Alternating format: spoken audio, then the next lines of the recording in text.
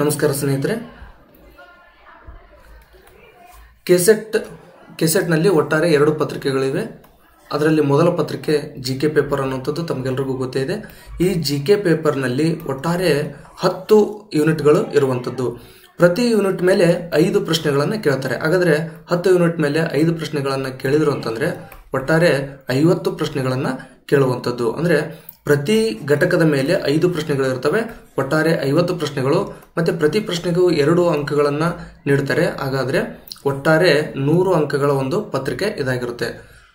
ನೋಡಿ, ಪೇಪರ್ 1ನಲ್ಲಿ ನಾವು 10 ಯೂನಿಟ್ಗಳು ಇರ್ತವೆ ಅಂತ ನಾನು ಹೇಳಿದೆ. ಈ 10 ಯೂನಿಟ್ಗಳಲ್ಲಿ ಮೊದಲ ಯೂನಿಟ್ ಯಾವುದಪ್ಪ ಅಂದರೆ ಅದು ಟೀಚಿಂಗ್ ಆಪ್ಟಿಟ್ಯೂಡ್. ಅಂದರೆ ಟೀಚಿಂಗ್ ಆಪ್ಟಿಟ್ಯೂಡ್ನಲ್ಲಿ ನಾವು ಇವತ್ತು ಕೇವಲ ಆ ಬೋಧನೆಯ ಪರಿಕಲ್ಪನೆ ಮತ್ತು ಬೋಧನೆಯ ಉದ್ದೇಶಗಳನ್ನು ನೋಡ್ತಾ ಹೋಗೋಣ. ಸ್ನೇಹಿತರೆ, ಇದುವರೆಗೂ ಯಾರೆಲ್ಲ ನಮ್ಮ ಯೂಟ್ಯೂಬ್ ಚಾನಲನ್ನು ಸಬ್ಸ್ಕ್ರೈಬ್ ಮಾಡ್ಕೊಂಡಿಲ್ವೋ ದಯವಿಟ್ಟು ಸಬ್ಸ್ಕ್ರೈಬ್ ಮಾಡ್ಕೊಳ್ಳಿ. ನೋಡಿ, ಬೋಧನೆ ಅಂದರೆ ಕಲಿಕೆಯನ್ನು ಉತ್ತೇಜಿಸಲು ಮತ್ತು ಜ್ಞಾನ, ಕೌಶಲ್ಯ ಹಾಗೂ ಮನೋಭಾವವನ್ನು ವಿದ್ಯಾರ್ಥಿಗಳಿಗೆ ಹಂಚಲು ನಡೆಸುವ ಒಂದು ವ್ಯವಸ್ಥಿತವಾದಂಥ ಪ್ರಕ್ರಿಯೆ ಆಗಿರುವಂಥದ್ದು. ನೋಡಿ, ಬೋಧನೆ ಅಂತಂದರೆ ವಿದ್ಯಾರ್ಥಿಗಳಿಗೆ ಜ್ಞಾನ, ಕೌಶಲ್ಯ ಹಾಗೂ ಮನೋಭಾವವನ್ನು ಬೆಳೆಸಬೇಕಾಗಿರುತ್ತೆ. ಆ ಕಾರಣದಿಂದಾಗಿ ಶಿಕ್ಷಕನಾದವನು ವ್ಯವಸ್ಥಿತವಾದಂಥ ಒಂದು ಪ್ರಕ್ರಿಯೆಯನ್ನು ನಡೆಸ್ತಾನೆ. ಅದನ್ನೇ ನಾವು ಬೋಧನೆ ಅಂತ ಕರಿತೀವಿ.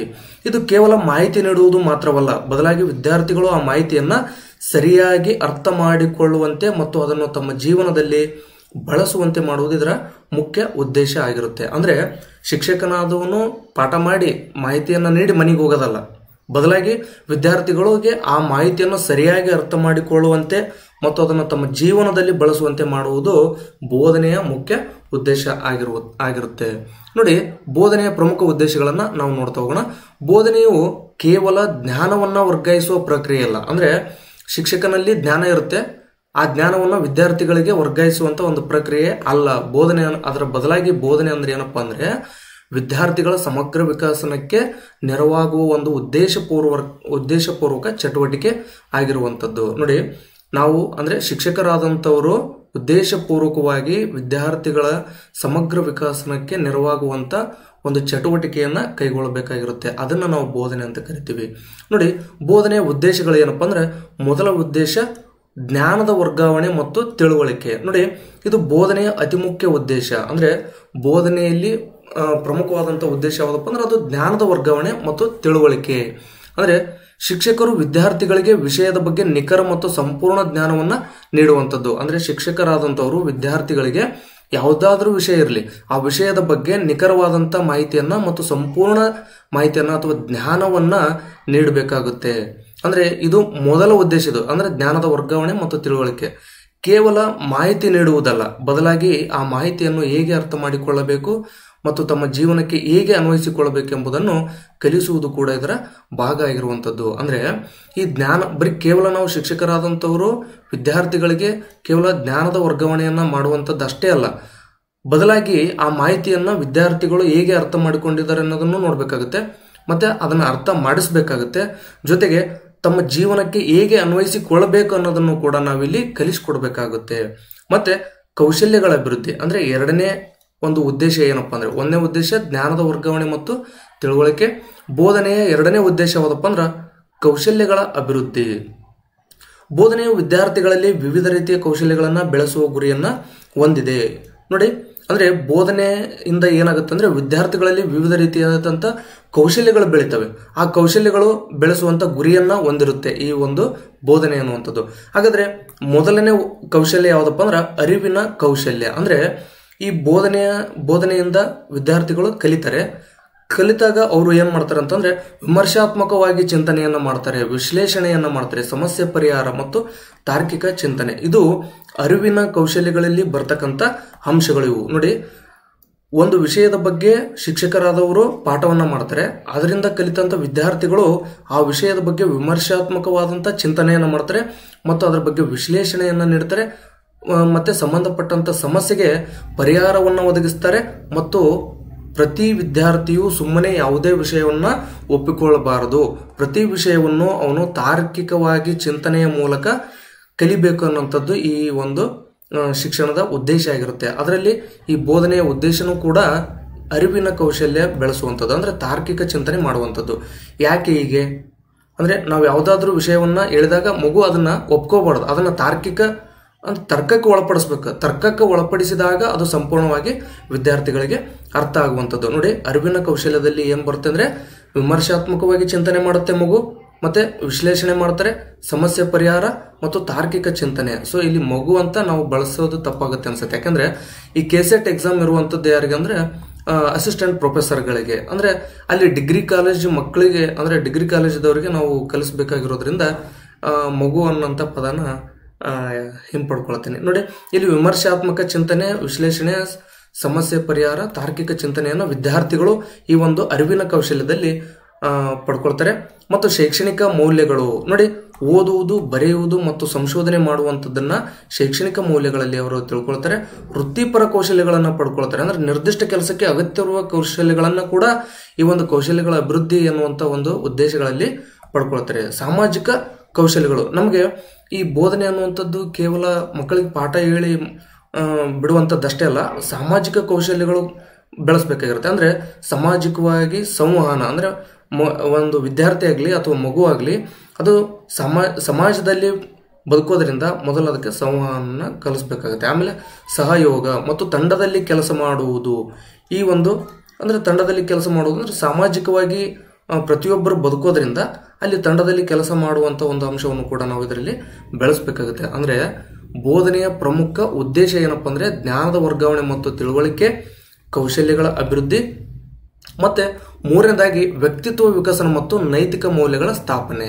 ನೋಡಿ, ಬೋಧನೆಯು ವಿದ್ಯಾರ್ಥಿಗಳ ಸಮಗ್ರ ವ್ಯಕ್ತಿತ್ವ ವಿಕಸನಕ್ಕೆ ಒತ್ತು ನೀಡುತ್ತದೆ. ಇದು ಅವರ ವರ್ತನೆ, ಆಲೋಚನೆ ಮತ್ತು ನಂಬಿಕೆಗಳನ್ನು ರೂಪಿಸುತ್ತದೆ. ನೋಡಿ, ಬೋಧನೆ ಅನ್ನುವಂಥದ್ದು ವಿದ್ಯಾರ್ಥಿಗಳ ಸಮಗ್ರ ವ್ಯಕ್ತಿತ್ವ ವಿಕಸನಕ್ಕೆ ಒತ್ತನ್ನ ನೀಡುವಂಥದ್ದು. ಅಂದ್ರೆ ವಿದ್ಯಾರ್ಥಿಗಳಲ್ಲಿ ಇರತಕ್ಕಂಥ ವರ್ತನೆ, ಆಲೋಚನೆ ಮತ್ತು ನಂಬಿಕೆಗಳನ್ನು ರೂಪಿಸುತ್ತೆ. ಅಂದ್ರೆ ಅದರಲ್ಲಿ ನೋಡಿ, ಸೃಜನಶೀಲತೆ, ಅಂದ್ರೆ ಇದರ ಉದ್ದೇಶಗಳು ಏನಪ್ಪಾ ಅಂದ್ರೆ ಸೃಜನಶೀಲತೆ ಮತ್ತು ಸ್ವಯಂ ಪ್ರೇರಣೆ, ಹೊಸ ಆಲೋಚನೆಗಳನ್ನ ಮತ್ತು ಸೃಜನಾತ್ಮಕತೆಯನ್ನ ಪ್ರೋತ್ಸಾಹಿಸುವಂಥದ್ದು. ನೋಡಿ, ವ್ಯಕ್ತಿತ್ವ ವಿಕಸನ ಎನ್ನುವಂತ ಈ ಒಂದು ಉದ್ದೇಶ ಬೋಧನೆಯ ಉದ್ದೇಶಗಳಲ್ಲಿ ಬರ್ತಕ್ಕಂಥ ಮೊದಲ ಪಾಯಿಂಟ್ ಯಾವ್ದಪ್ಪ ಅಂದ್ರೆ ಸೃಜನಶೀಲತೆ ಮತ್ತು ಸ್ವಯಂ ಪ್ರೇರಣೆ, ಅಂದ್ರೆ ಹೊಸ ಆಲೋಚನೆಗಳನ್ನ ಮತ್ತು ಸೃಜನಾತ್ಮಕತೆಯನ್ನ ಪ್ರೋತ್ಸಾಹಿಸುವಂಥದ್ದು. ಮತ್ತು ನೈತಿಕ ಮತ್ತು ಸಾಮಾಜಿಕ ಮೌಲ್ಯಗಳು ಎರಡನೇದು. ನೋಡಿ, ಪ್ರಾಮಾಣಿಕತೆ, ಅಂದ್ರೆ ನೈತಿಕತೆ ಇರಬೇಕಾಗುತ್ತೆ ಪ್ರತಿ ವಿದ್ಯಾರ್ಥಿಗಳಿಗೂ, ಮತ್ತು ಜವಾಬ್ದಾರಿ ಇರಬೇಕಾಗುತ್ತೆ, ಸಹಾನುಭೂತಿ ಮತ್ತು ಸಮಾಜಕ್ಕೆ ಉಪಯುಕ್ತವಾಗುವಂತಹ ಇತರ ಮೌಲ್ಯಗಳನ್ನು ಕಲಿಸುವಂಥದ್ದು. ಮತ್ತು ಆತ್ಮವಿಶ್ವಾಸ, ನೋಡಿ, ಇದು ವ್ಯಕ್ತಿತ್ವ ವಿಕಸನ ಮತ್ತು ನೈತಿಕ ಮೌಲ್ಯಗಳ ಸ್ಥಾಪನೆಗಳಲ್ಲಿ ಇರತಕ್ಕಂಥ ಮೂರನೇ ಪಾಯಿಂಟ್ ಯಾವ್ದಪ್ಪ ಅಂದ್ರೆ ಆತ್ಮವಿಶ್ವಾಸ. ವಿದ್ಯಾರ್ಥಿಗಳಲ್ಲಿ ಸ್ವಯಂ ಸಾಮರ್ಥ್ಯದ ಬಗ್ಗೆ ವಿಶ್ವಾಸವನ್ನ ಬೆಳೆಸುವಂಥದ್ದು. ಅಂದ್ರೆ ಆತ್ಮವಿಶ್ವಾಸ ಬೆಳಿಬೇಕು. ನಾವೇನಾದ್ರೂ ಆಗ್ಬೇಕು ಅಂದ್ರೆ ಮೊದಲು ನಮ್ಗೇನು ಇರಬೇಕು, ಆತ್ಮವಿಶ್ವಾಸ ಇರಬೇಕಾಗತ್ತೆ. ಹಾಗಾಗಿ ಸ್ವಯಂ ಸಾಮರ್ಥ್ಯವನ್ನ ನಾವು ಸಾಬೀತುಪಡಿಸಬೇಕು ಅಂದ್ರೆ ಮೊದಲು ವಿದ್ಯಾರ್ಥಿಗಳಲ್ಲಿ ಆತ್ಮವಿಶ್ವಾಸವನ್ನ ಬೆಳೆಸಬೇಕಾಗತ್ತೆ. ಅಂದ್ರೆ ವ್ಯಕ್ತಿತ್ವ ವಿಕಸನ ಹೆಚ್ಚಾಗಬೇಕು ಅಂದ್ರೆ ಸೃಜನಶೀಲತೆ ಇರಬೇಕು, ಸ್ವಯಂ ಪ್ರೇರಣೆ ಬೆಳಿಬೇಕು, ನೈತಿಕ ಮೌಲ್ಯಗಳು ಬೆಳಿಬೇಕು, ಸಾಮಾಜಿಕ ಮೌಲ್ಯಗಳು ಬೆಳಿಬೇಕು ಮತ್ತು ಆತ್ಮವಿಶ್ವಾಸ ಬೆಳಿಬೇಕಾಗುತ್ತೆ. ನಾಲ್ಕನೇ ಪಾಯಿಂಟ್ ಯಾವ್ದಪ್ಪ ಅಂದ್ರೆ ಸ್ವಯಂ ಕಲಿಕೆಗೆ ಪ್ರೇರಣೆ. ನೋಡಿ, ಉತ್ತಮ ಬೋಧನೆ ವಿದ್ಯಾರ್ಥಿಗಳನ್ನು ಸ್ವತಂತ್ರವಾಗಿ ಕಲಿಯಲು ಪ್ರೇರೇಪಿಸುತ್ತದೆ. ಅಂದ್ರೆ ಈ ಉತ್ತಮವಾಗಿ ಬೋಧನೆಯನ್ನು ಮಾಡೋದ್ರಿಂದ ವಿದ್ಯಾರ್ಥಿಗಳು ಸ್ವತಂತ್ರವಾಗಿ ಕಲಿಯಲು ಅವರನ್ನ ಪ್ರೇರೇಪಣೆ ನೀಡಬೇಕಾಗುತ್ತೆ. ಇದರ ಉದ್ದೇಶ ಏನಂದ್ರೆ ಕಲಿಕೆಯ ಆಸಕ್ತಿ ಮೂಡಿಸುವುದು. ನೋಡಿ, ನಾವು ಬಾಹ್ಯವಾಗಿ ಅವ್ರಿಗೆ ಎಷ್ಟೇ ನಾವು ಮೋಟಿವೇಶನ್ ಮಾಡಿದ್ರು ಕೂಡ ಅವನ ಮನಸ್ಸಿನಲ್ಲಿ ಕಲಿಕೆಯ ಆಸಕ್ತಿ ಮೂಡಲಿಲ್ಲ ಅಂತಂದ್ರೆ ಅದೆಲ್ಲ ಬಾಂಡಿಗಲ್ಲಿಗೆ ನೀರು ಸುರಿದಂಗೆ ಆಗತ್ತೆ. ಅದಕ್ಕೆ ಮೊದಲು ನಾವು ಮಕ್ಕಳಲ್ಲಿ ಏನ್ ಮಾಡ್ಬೇಕಂದ್ರೆ ಕಲಿಕೆಯ ಆಸಕ್ತಿಯನ್ನ ಮೂಡಿಸ್ಬೇಕಾಗತ್ತೆ. ಅಂದ್ರೆ ವಿದ್ಯಾರ್ಥಿಗಳಲ್ಲಿ ನಾವು ಕಲಿಕೆಯ ಆಸಕ್ತಿಯನ್ನ ಮೂಡಿಸ್ಬೇಕು. ಅಂದ್ರೆ ವಿಷಯಗಳ ಬಗ್ಗೆ ಕುತೂಹಲವನ್ನ ಹುಟ್ಟಿಸ್ಬೇಕು ಮತ್ತು ಜ್ಞಾನದ ಹಸಿವನ್ನ ಬೆಳೆಸ್ಬೇಕಾಗತ್ತೆ. ಪ್ರತಿ ವಿದ್ಯಾರ್ಥಿಗಳಲ್ಲಿ ನಾವೇನ್ ಮಾಡ್ಬೇಕು, ನಾವು ಪಾಠ ಮಾಡುವಂತ ಒಂದು ಪಾಠದ ಅಂದ್ರೆ ವಿಷಯದ ಬಗ್ಗೆ ಮೊದಲು ಅವರಿಗೆ ಕುತೂಹಲ ಮೂಡಬೇಕು. ಆಮೇಲೆ ಆ ಒಂದು ಜ್ಞಾನದ ಹಸಿವನ್ನ ಬೆಳೆಸ್ಬೇಕು. ಆಗ ನಾವು ಏನ್ ಮಾಡ್ಬೋದು ಅಂದ್ರೆ ಸ್ವಯಂ ಕಲಿಕೆಗೆ ಪ್ರೇರಣೆ ನೀಡಿದಂತಾಗುತ್ತೆ. ಇಲ್ಲಪ್ಪ ಅಂತಂದ್ರೆ ಅವರು ಬಯಾಟ್ ಮಾಡ್ತಾರ, ಪಾಯಿಂಟ್ಸ್ ಅನ್ನ ಬರೀತಾರ, ಎಕ್ಸಾಮ್ ಪಾಸ್ ಆಗ್ತಾರ, ಓದ್ತಾರೆ. ಅದನ್ನ ಬಿಟ್ಟು ಮತ್ತೆ ಆ ವಿಷಯದ ಬಗ್ಗೆ ಹಿಡಿತ ಆಗಲಿ, ಕುತೂಹಲ ಆಗಲಿ, ಮತ್ತು ಅದರ ವಿಷಯದ ಸಂಪೂರ್ಣ ಜ್ಞಾನ ಆಗಲಿ ಅವ್ರಿಗೆ ಸಿಗಲ್ಲ. ಆ ಕಾರಣದಿಂದಾಗಿ ನಾವು ಮೊದಲು ವಿಷಯದ ಬಗ್ಗೆ ಮೊದಲು ಆಸಕ್ತಿಯನ್ನ ಮೂಡಿಸ್ಬೇಕಾಗತ್ತೆ. ಕಲಿಕಾ ತಂತ್ರಗಳನ್ನು ಬಳಸುವಂಥದ್ದು.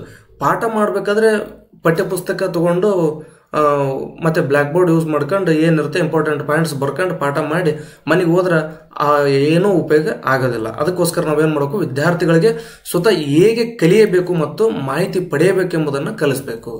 ಅಂದ್ರೆ ನಾವು ನಮ್ಮದೊಂದು ವಿಷಯ ಇರುತ್ತೆ, ಆ ವಿಷಯನ ಕಲಿಸೋದು ಮನೆಗೆ ಹೋಗೋದು ಮಾಡೋದ್ರಿಂದ ಅವರಿಗೆ ಆಸಕ್ತಿನೂ ಬೆಳೆಯಲ್ಲ ಮತ್ತು ಕಲಿಕಾ ತಂತ್ರಗಳನ್ನು ಅವ್ರು ಉಪಯೋಗಿಸಲ್ಲ. ಹಾಗಾಗಿ ನಾವು ಸ್ವತಃ ಅವರು ಹೆಂಗೆ ಕಲಿಬೇಕನ್ನೋದನ್ನು ನಾವು ಹೇಳ್ಕೊಡ್ಬೇಕು ಮತ್ತು ಮಾಹಿತಿಯನ್ನು ಹೇಗೆ ಪಡೆಯಬೇಕನ್ನೋದನ್ನು ಕೂಡ ಅವರಿಗೆ ಕಲಿಸ್ಬೇಕಾಗತ್ತೆ.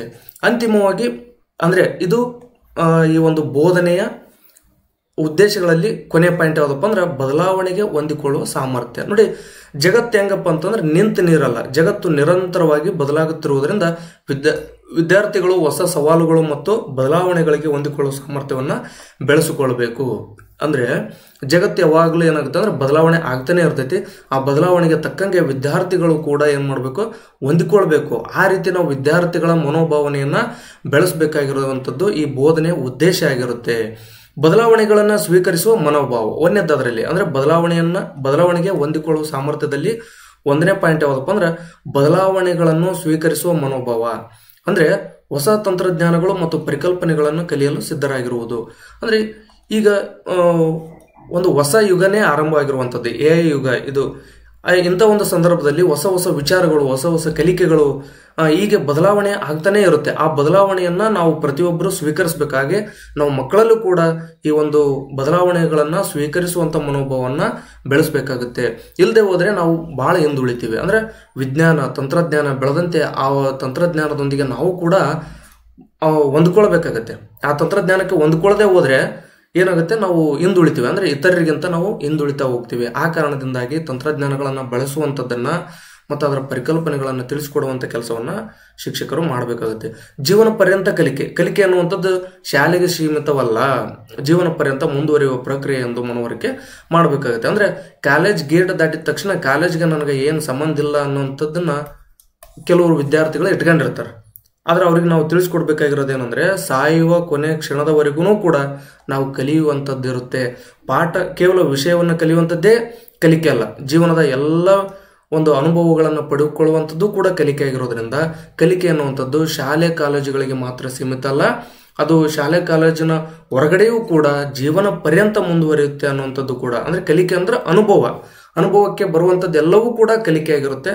ಆ ಕಾರಣದಿಂದಾಗಿ ಜೀವನ ಪರ್ಯಂತ ಮುಂದುವರಿಯುವ ಪ್ರಕ್ರಿಯೆ ಎಂದು ನಾವು ಮಕ್ಕಳಿಗೆ ಮನವರಿಕೆ ಮಾಡಿಕೊಡ್ಬೇಕಾಗುತ್ತೆ. ಸೊ ನಾನು ಇಷ್ಟೇ ಯಾಕೆ ವಿಷಯನ ಆಯ್ಕೆ ಮಾಡ್ಕೊಂಡಿದ್ದೀನಿ ಅಂತಂತಂದರೆ, ಇದು ವಿಡಿಯೋ ಅಂದರೆ ಈ ಕ್ಲಾಸ್ ಹೇಗಾಗುತ್ತೆ ಮತ್ತು ನಿಮ್ಮೆಲ್ಲ ರೆಸ್ಪಾನ್ಸ್ ಹೇಗಿರುತ್ತೆ ಅನ್ನೋದ್ರ ಬಗ್ಗೆ ತಿಳ್ಕೊಂಡು ಮುಂದಿನ ಕ್ಲಾಸ್ಗಳನ್ನು ಮಾಡೋಣ ಅಂದ್ಕೊಂಡಿದ್ದೀನಿ. ಅಂದರೆ ಫಸ್ಟ್ ಟೈಮ್ ನಾನು ಈ ಒಂದು ವಿವರಣಾತ್ಮಕವಾದಂಥ ವಿಡಿಯೋನ ಮಾಡಿರೋದು. ಆ ಕಾರಣದಿಂದಾಗಿ ತಾವೆಲ್ಲರೂ ಸಪೋರ್ಟ್ ಮಾಡಿದಿರಿ ಅಂತಂದರೆ ನಾನು ಇದರ ಮುಂದಿನ ಭಾಗವನ್ನೆಲ್ಲ ಕಂಟಿನ್ಯೂ ಮಾಡ್ಕೊತ ಹೋಗ್ತೀನಿ. ಸೊ ತಾವೆಲ್ಲ ಹೇಗೆ ರೆಸ್ಪಾನ್ಸ್ ಮಾಡ್ತೀರಿ ಅನ್ನೋದ್ರ ಮೇಲೆ ಮುಂದಿನ ವಿಡಿಯೋಗಳು ನಿಂತಿರುತ್ತೆ. ಸೊ ಏನಾದರೂ ತಪ್ಪುಗಳಾಗಿರ್ಬೋದು, ಯಾಕಂದರೆ ಹೊಸತನವನ್ನು ನಾನು ಅಳವಡಿಸ್ಕೊಡ್ತಾ ಇದ್ದೀನಿ.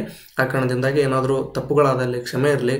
ಮತ್ತು ಏನಾದರೂ ಸಲಹೆಗಳಿದ್ದಲ್ಲಿ ಕಾಮೆಂಟ್ ಬಾಕ್ಸ್ ಅಂತೂ ಓಪನ್ ಇದ್ದೇ ಇರುತ್ತೆ. ತಾವೆಲ್ಲರೂ ಕೂಡ ಕಾಮೆಂಟ್ ಮಾಡೋದ್ರ ಮೂಲಕ ತಮ್ಮ ಅಭಿಪ್ರಾಯಗಳನ್ನು ಹಂಚ್ಕೊಳ್ಬಹುದು ಅಂತ ಹೇಳ್ತಾ ನಾನು ಈ ವಿಡಿಯೋನ ಇಲ್ಲಿಗೆ ಮುಗಿಸ್ತಾ ಇದ್ದೀನಿ. ಧನ್ಯವಾದಗಳು.